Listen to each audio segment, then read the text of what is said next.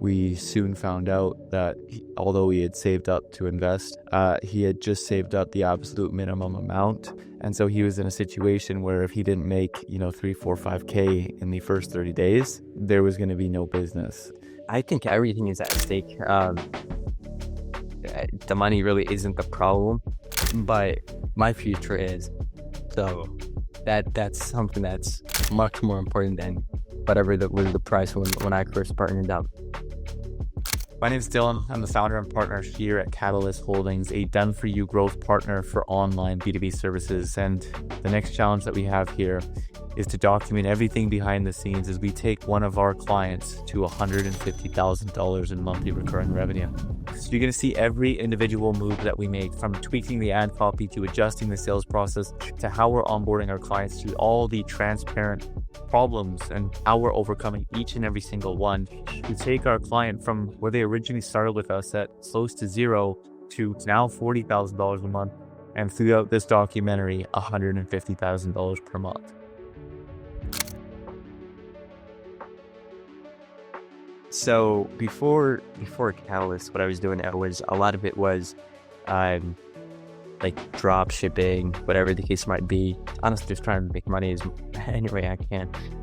And then I kind of discovered the whole agency model, which I thought was better for the long term. I remember when he first signed on, my sales team was calling us and they were saying, I've got this kid.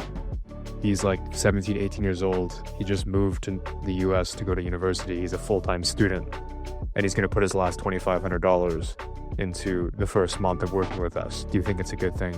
A good opportunity? And I was like, absolutely not. This is not the kind of person we want to work with in the slightest, because he's just going to end up failing. And he's going to waste his time and his money, and we're going to waste our time and our money too. But he called me a couple weeks or a couple months back, and he said he wanted to save up for this, and now he's finally here. And I think he really has the ability to make this happen. Like he's really pushing to do this. And I'm like, okay, cool. Give him a shot. If that's what you want, give him a shot. I remember him like on the calls, like inner circle calls, chatting with us. 10K came relatively quick. I do remember when it happened for the first time. That was when Mashari kind of switched. Something changed in his mind, and it went from, okay, this is kind of like my side hustle that I do at university, to this is something that I could actually build. This is a company that I could actually see myself running for the next 5-10 years. And a big part of that was him actually speaking with his parents. I remember having this conversation with him one-on-one, where it was like, what's the biggest thing holding you back? He's like, honestly, my dad and my mom, they don't see this as a real opportunity. Like I need to go and finish university. Like, yeah, I'm making good money. Yeah, I can buy my dad a nice watch. But I don't know if this is really something that, or my parents believe that this is really something that I can build a future around. And I believe that it was a combination of that disbelief from his parents, but also this now newfound belief in himself, because he just made more money in a month than he'd ever seen before. He worked months to save up to just start with us, and all of a sudden he was making back 10K in a 30-day period. The jump from 10 to 20 to 30 to 40 was very fast. Like it was like almost every single month. It was like, okay, we're up another 10K MRR. We're up another 10K MRR. I never really expected to hit it, to be honest. Everybody talks about the first 10K month. I had my first month, I think it was in the summer, I think. And the month before it, I brought in maybe like 1,800. So to go from like 1,800 to like 10K, I was like, what's going on? Because it was that first month where I wasn't even going to be able to make the second payment, to wrapping up cold calling, actually getting used to it, doing a couple hundred dials every single day, and getting the first close. I was actually on campus. I had to skip one of my classes, hide in one of the rooms, and do the close. I still have the screenshot from that, and it was amazing, to be honest, because I never really expected to hit it. And now that we're doing 4 or 5 times that on a regular month, it's incredible. Over the last 3 weeks with Mashari, one of the first things he said on the meeting, like our kickoff call, was that he was spending like 70-80% of his time delivering service for the clients that he had worked with. And looking at the revenue that he was bringing in on the front end, it was like 60 to 80% first cash collection events.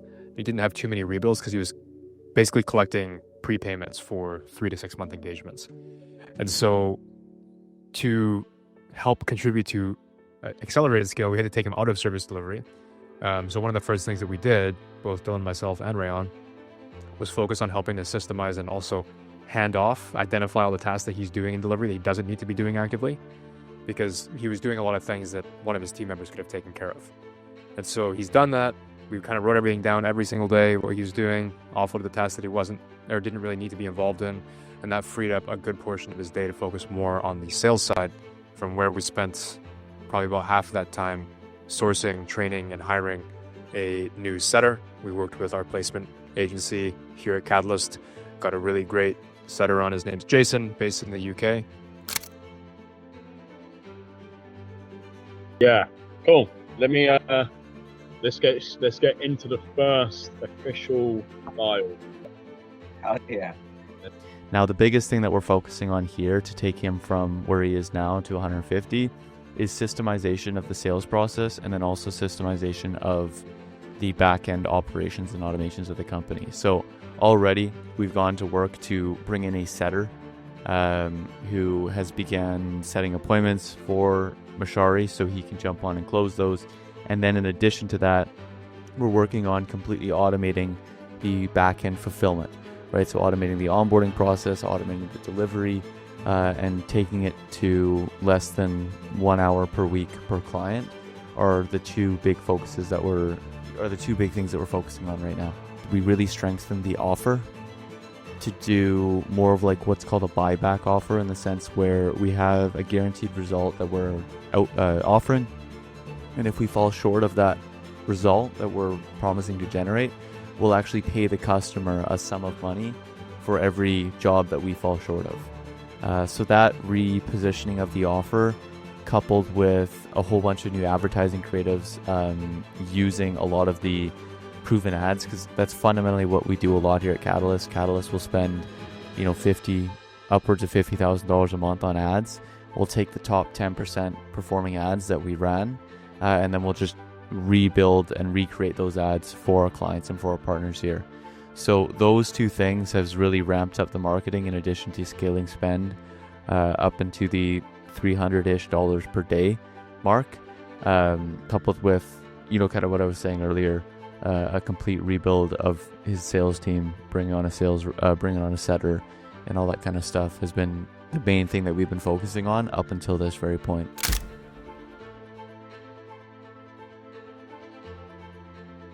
Now that we know what kind of has caused the problem, obviously you've tried SEO multiple times, you have not been tracking, you've been wearing way too many hats. If we put in the right system in terms of making sure that it's scaling right, we actually track everything that's going in, I don't see why we can't improve the system so much to be able to get you the results that you're trying to get in the day. If I had you guys run it, what's it going to cost?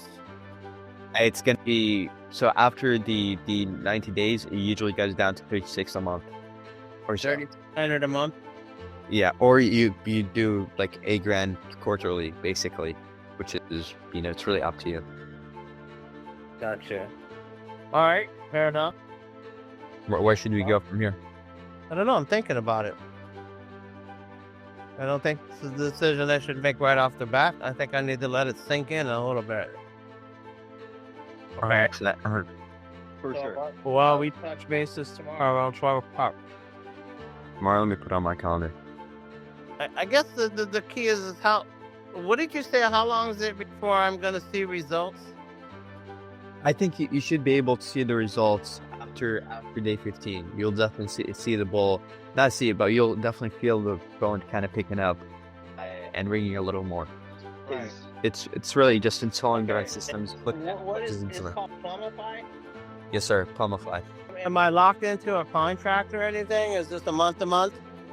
Month to month. You don't like to kick me to the curb. Really, all there is to it.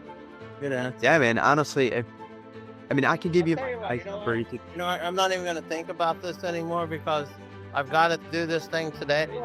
We're going to move forward, you and I, okay? I'm not even going to think about this anymore. I'm going to give this a shot, okay? And I'm going to give you 60 days, okay? And I'm going to give you access to LSA. I'm going to give you access to ads and call rail. But you're going to have to help me with that. 100%. I mean, we're here to get that taken care of. A little over $10,000 deal signed. What else could we ask for? Just time. A little bit of a reflection for the first 3 months of the year. Identify the issues that we're facing and the bottlenecks that we're facing, and then establish and delegate plans to overcome those things so that we can achieve targets by next quarter. So it's basically just like a little bit of a 90-day planning session. We'll do a bit of an OKR. Before we go on to the bottlenecks, do you know your close rates for unique first calls? Okay, actually, how many first calls did you take in the last 90 days? Dude, that's a tough question. I don't know my numbers. 2, 3, 4, 5, 6, 7, 8, 38, 39, 40, 41, I think. When you know your numbers, things like this Wouldn't take 30 minutes to go through. wouldn't take 30 minutes to go to, but more importantly, when you see things like this and $16,000 in ad spend, we would already be spending more on ads. Don't have to do that, you know? Right. But that's what I'm saying is like, knowing your numbers is important. I know. And then from that, having a guy like me to tell you, Bashari, let's go. Let's go. Let's go spend let's go scale this thing right now. Anybody who's really smart and knows about business and scaled them before has seen this. They would just see this and be like, fuck the show rate, fuck the opt-in rate. That's not stopping our business from growing. The bottleneck is this.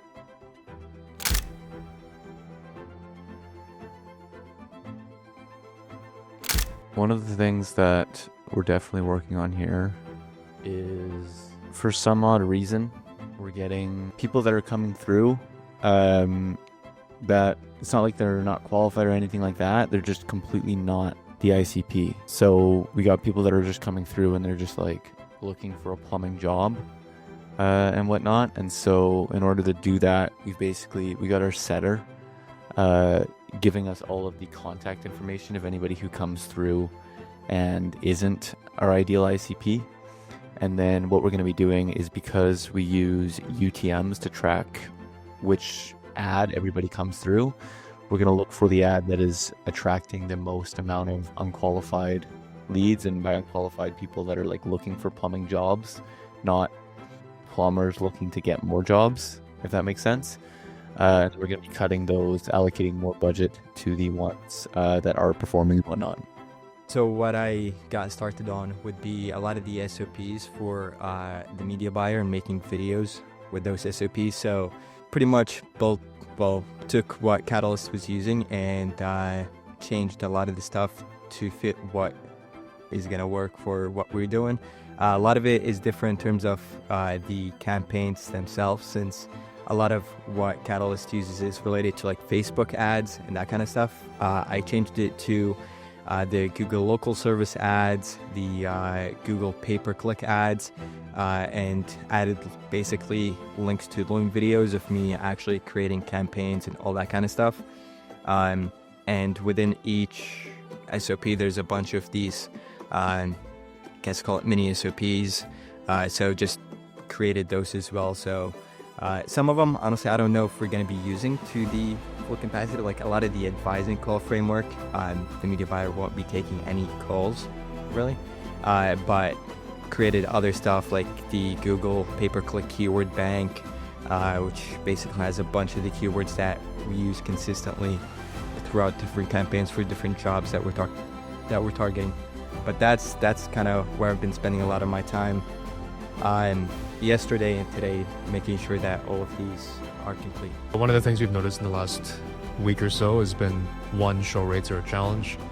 2, we don't have the nurture indoctrination sequences, or also the general workflow automations that are going to make Jason's work 10 times easier as we continue to ramp the spend. And we have proof in the market of, Bashari closing deals, knowing that the market wants what we're selling.